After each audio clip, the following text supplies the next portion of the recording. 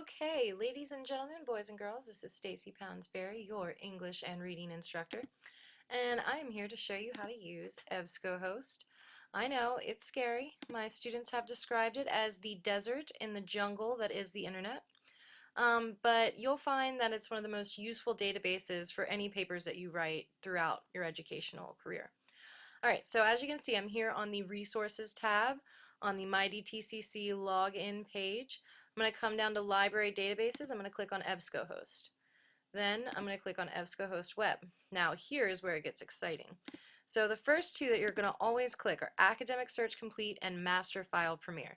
From there on, you want to just scroll through and try to find whatever databases are most pertinent to you. So for me, I'm an educator. I'm going to choose Education Research Complete and ERIC.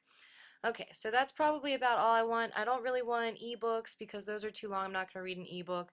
Newspapers, I mean, they're great, but I'm not really looking for that kind of a source. I'm writing a research paper for an academic purpose.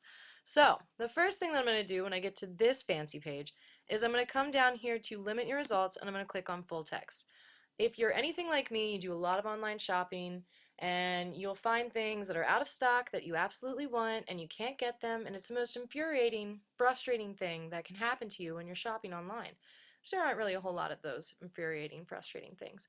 But if you don't click this full text box, you'll find that that happens to you on here. You'll find the perfect article. It's going to be the best article for your paper. It absolutely suits your purpose. It's the perfect amount of information, and then you won't be able to use it because you don't have access to the full text, and you're just going to use the abstract, and that's not good because obviously that's not good scholarship, right guys?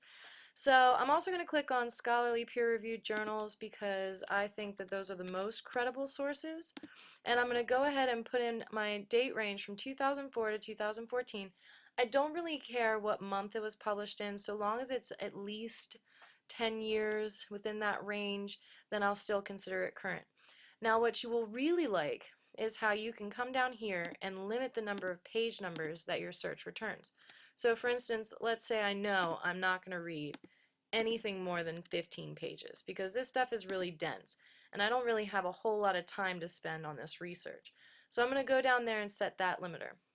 I'm also going to come up here, I'm going to apply related words because I want to bring back enough sources that I can really sift through them, but I'm not going to search within the full text of the articles because I want them to be as relevant as possible. Okay, so now down to the nitty-gritty. So the first thing that you're going to want to do is just write everything out just as beautifully as you want to, but you can't. What you have to use are these quotation marks, because if you look down here under search modes, we are using Boolean phrasing, and I like Boolean phrasing because you can do this: writing centers or writing labs. So that means that everything that is listed under writing centers or everything that's listed under writing labs are going to come back to me. Now, here's another cute little trick. If you put an asterisk after this, it'll pull it up with any kind of ending. Writing centers, writing labs, plural or singular, believe it or not, that stuff actually does make a difference. And since I am in higher education, I'm going to say not elementary. Okay, so now I'm going to search. Let's see what it comes up with.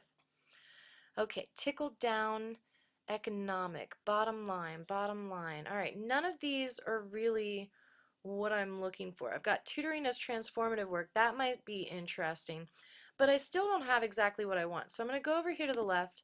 I'm going to click on academic journals. Okay, still didn't help me. So here's what you want to do.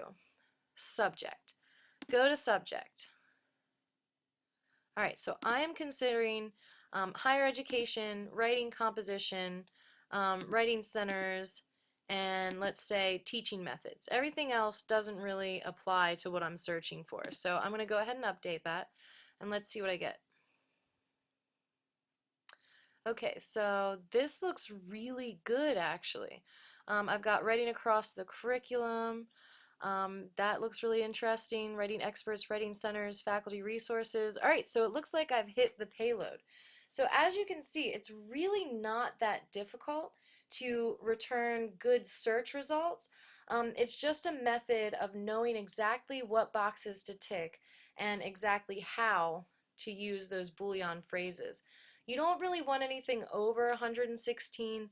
You really want something that you're able to look through. I mean, even 116 is a little wide, but I like to cast a wide net. That way I can see a number of sources, and they can all be very different.